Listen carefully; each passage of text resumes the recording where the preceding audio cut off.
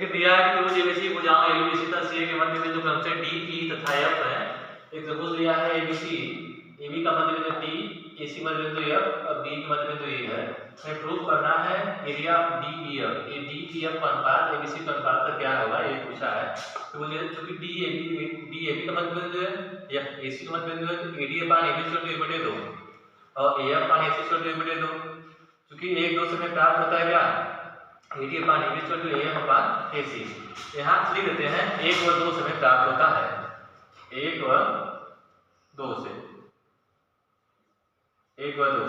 क्या होता है एडी अपान एबी = एफ अपान एसी। क्योंकि डीएफ समांतर बीसी थे उस समय से तो एडीबीएफ बराबर एबीसी संगत कोण, एएफडी बराबर एसीबी संगत कोण हो जाएगा।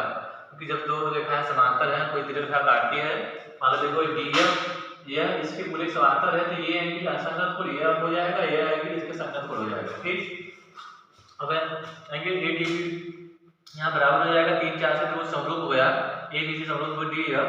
तो एरिया ऑफ ट्रायंगल डीएफ की यही हमें पूछा है डीएफ/एबीसी का होल स्क्वायर आएगा। क्योंकि समरूप जो प्रमेय हमने पीछे पढ़ा समरूप त्रिभुजों के क्षेत्रफलों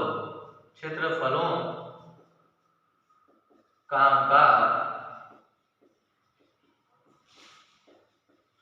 उनकी संगत भुजाओं के वर्गों के अनुपात के बराबर होता है क्योंकि बराबर होता है इसलिए ऐसा यहाँ किया गया है। एक्चुअली यहाँ यह भी परंतु डी त्रिभुज एबीसी डीएफ एबीसी की भुजाओं को एबीएसी के क्रमशः मध्य बिंदु को मिलाने वाली रेखा है।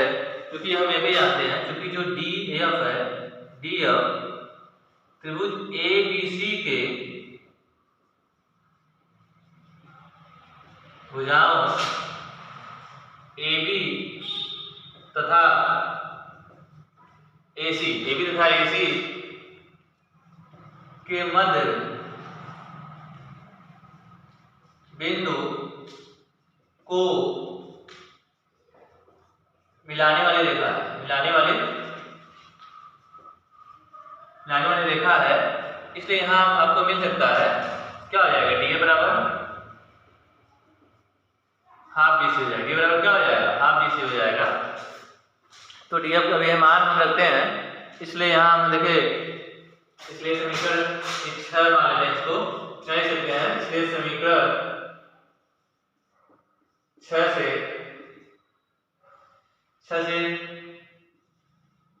Area triangle DEF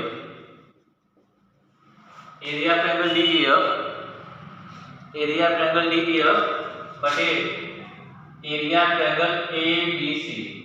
triangle ABC DEF ABC बराबर हो जाएगा क्या लिखा है डी बराबर कितना है हाफ बीसी है तो हाफ बीसी का होल स्क्वायर बटे बीसी का होल स्क्वायर। देखिए स्क्वायर करेंगे 1/4 बटे बीसी का वर्ग बटे बीसी का वर्ग कैंसिल हो जाएगा 1/4 आएगा। यानी यहाँ से इसलिए area of triangle DEF ratio area triangle ABC 1:4 है। इस तरह इसको सिद्ध करते हैं ज्ञात करते हैं इसका अनुपात क्या होता है। ये सवाल आपका है। ये 6वां सवाल था 6.4 का 6वां सवाल था हम सॉरी 5वां सवाल था 6वां सवाल लगाने जा रहे हैं। ये आपका 5वां सवाल था अब 6वां सवाल लगाने जा रहे हैं एक बार फिर से।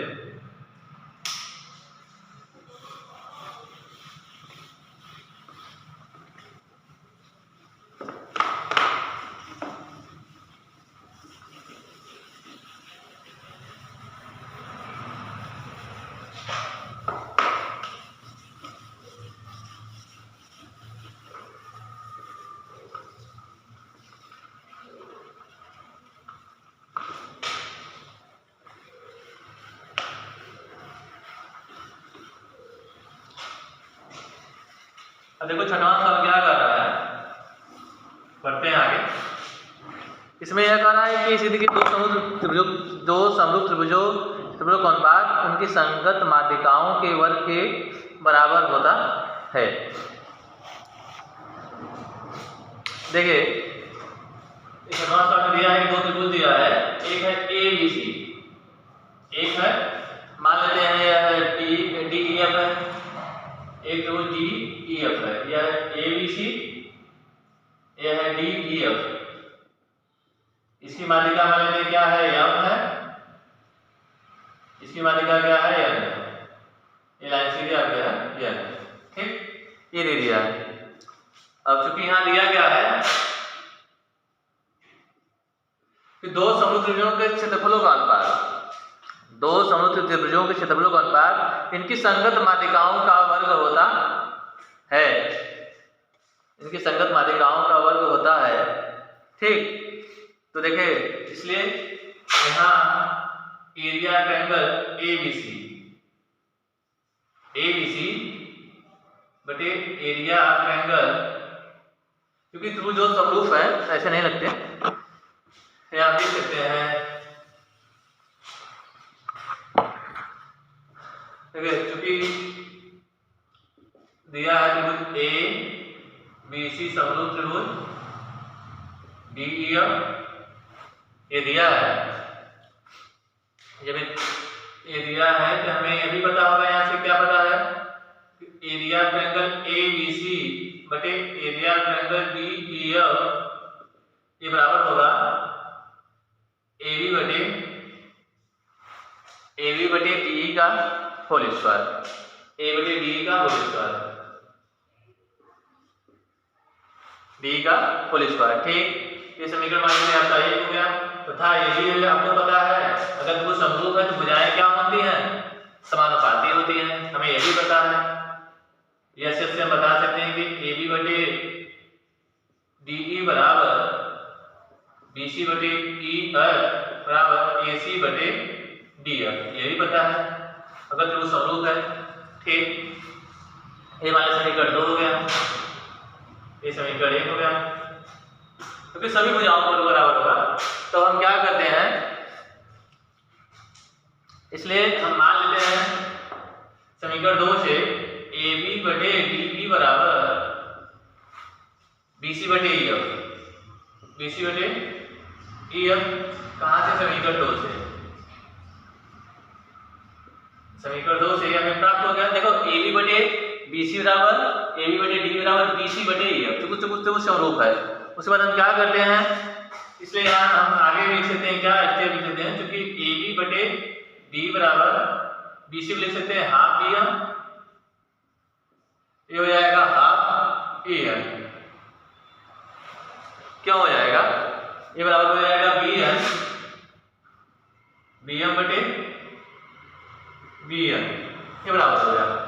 तो क्या है AM और DN, क्योंकि यहाँ ले देंगे, क्योंकि AM व DN दोनों त्रिभुजों की माध्यिका है, दोनों त्रिभुजों की माध्यिकाएं हैं, इसको दो भाग में काटेंगे, ठीक है।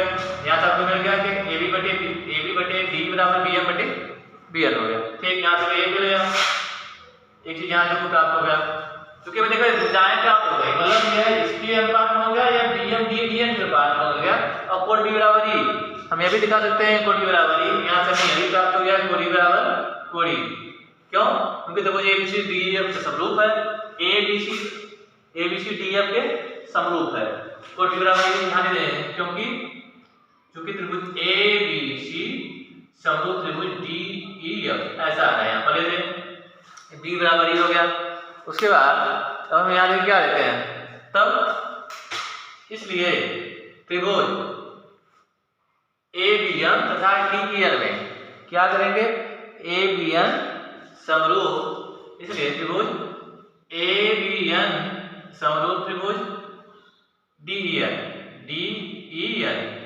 ABN समरूप त्रिभुज DEN, क्यों, SAS समता से,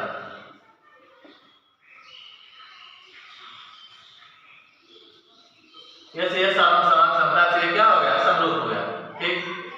ये जब समरूप हो गया तो इसमें अनुपात मिल गया, आपको क्या मिल गया, तो समरूप त्रिभुज संगत भुजाएं समान, क्योंकि हमें पता है समरूप त्रिभुजों की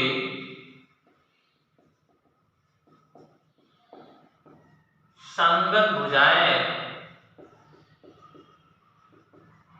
समानुपाती होती हैं, समानुपाती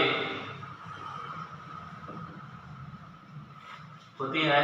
तो यहाँ इसलिए यहाँ क्या हो जाएगा, ए बी बटे डी ई बराबर ए एम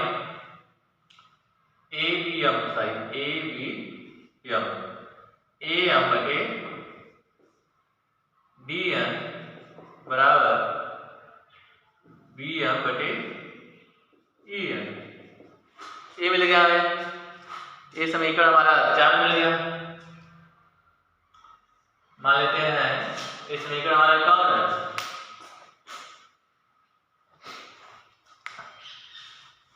एक हम समीकरण इसको मान लेते हैं, ये हमारा समीकरण हमारा यहाँ टी एन है, ये समीकरण 3 है, समीकरण 4 हो गया।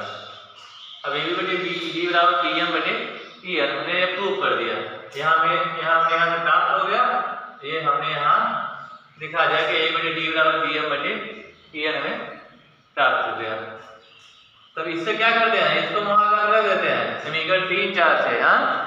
समीकरण 3 4 से अब समीकरण 1 2 समय प्राप्त होता है, क्या होता है, इसलिए समीकरण 1 और 4, इसलिए 1 और 4 से एरिया ट्रायंगल ABC बटे एरिया ट्रायंगल DEF ये बराबर हो जाएगा AM बटे